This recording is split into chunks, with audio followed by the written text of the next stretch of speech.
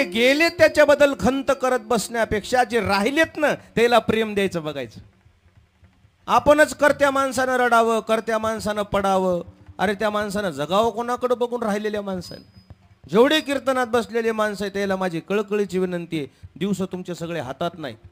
जे आहेत ते जीवन दिवस जगून निघायचं बघा. आजचा दिवस आनंदानं काढायचा बघा.